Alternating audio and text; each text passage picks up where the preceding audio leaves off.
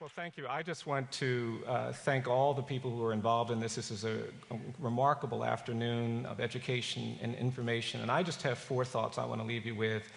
I hope that all of you will leave this place and find a way, number 1, to get closer to this problem. If you're not in relationship to someone who is incarcerated or formerly incarcerated, if you're not in relationship with an organization providing services to the formerly incarcerated, if you're not doing something that requires that you get closer to people in jails and prisons and the way our criminal justice system functions, I urge you to get proximate, because your understanding of these issues will deepen and they will mean something more than they do right now. So we make mistakes when we try to make decisions and form opinions from a distance. Proximity is essential, I think, to creating more justice. The second thing I'm going to urge you to do is to keep thinking about how we change the narrative in this country about human worth and human dignity. I talk to 13 and 14-year-old children sometime, and when I have honest conversations with these kids, they tell me that they don't expect to be free or alive by the time they're 21. They're living in neighborhoods where they see everybody effectively dying from gang warfare or going to prison, and that narrative has to change.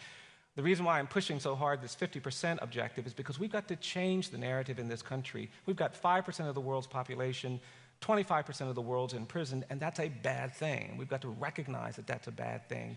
And the way we change narratives will create new opportunities. Thirdly, I'm going to urge you to please, please, please stay hopeful.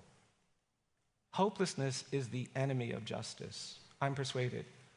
Injustice prevails where hopelessness persists. We got into this mess because we became hopeless about what we could do, and we started throwing people away. We got hopeless about drug addiction. We got hopeless about judges and sentencing. We got hopeless about the poor in neighborhoods that were being compromised by all of this violence and despair, and that hopelessness created a hopeless system of justice. And it starts with individuals. I tell my students this, I tell you this. You've got to find a way to be hopeful about what you can do. Nothing is a bigger problem than a hopeless judge, a hopeless social worker, a hopeless teacher, a hopeless advocate, a hopeless journalist functioning in this system. We need your hope, and not the pie-in-the-sky stuff, right? Howell says the kind of hope you need to create justice is an orientation of the spirit, a willingness to position yourself in a hopeless place and sometimes be a witness.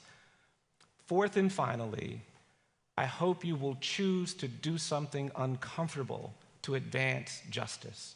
We cannot advance justice by simply choosing to do comfortable and convenient things. The civil rights movement, which created my opportunity. I grew up in a poor community where black children couldn't go to the public schools. I started my education in a colored school, and the lawyers came into our community and they got proximate, and they changed the narrative of education, and because of their willingness to do something uncomfortable, I'm standing on this stage tonight, and doing uncomfortable things, unfortunately, is what we have to do. But I want to end by telling you that there is a legacy connected to that.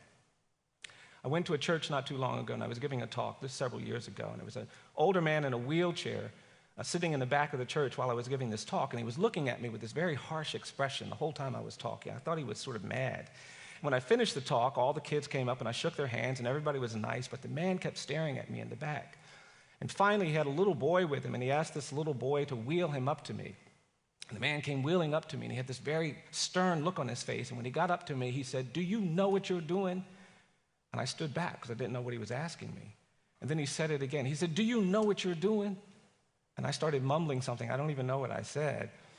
And then he says, "I'm going to tell you what you're doing." He says, "You're beating the drum for justice." And it moved me. I stood back. He says, "You're beating the drum for justice." And then he says, "You keep beating the drum for justice. Never will forget it." Then he said, "Come here, come here, come here." And he pulled me into his wheelchair by my suit jacket. He said, "I'm going to show you something." And he turned his head and he said, "You see this scar I have behind my right ear?" He said, "I got that scar in Greene County, Alabama, trying to register people to vote in 1963. He said, "You see this cut I have back here?" He said, "I got that cut during Freedom Summer in Mississippi." He turned his head. You see this spot on my head?" He said, "That's a bruise I got during the Children's Crusade in Birmingham, Alabama." And then he looked at me and he said, "People think I'm an old man in a wheelchair covered with cuts and bruises and scars." And then he said, "But I'm going to tell you something." He said, "These aren't my cuts. These aren't my bruises. These aren't my scars." He said, "These are my medals of honor.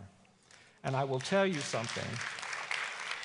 We have millions of formerly incarcerated people in this country who have been bruised and scarred and cut. But we can make those injuries reflect something honorable about a country that cares about the least of them, that cares about its poor, that cares about the disfavored, cares about people who've been marginalized. And when we do that, we not only honor them and their hopes and aspirations, we honor ourselves. And that's the uncomfortable thing I hope you will do, that you will push yourself, even bruise and cut yourself a little bit, to advance and stand up for the rights of those who have been so disfavored. Justice comes when people sometimes stand when everybody else is sitting, when people speak when other people are quiet. And I urge you to do that with all of this information that's now not only in your head, but hopefully in your heart. Thank you very much.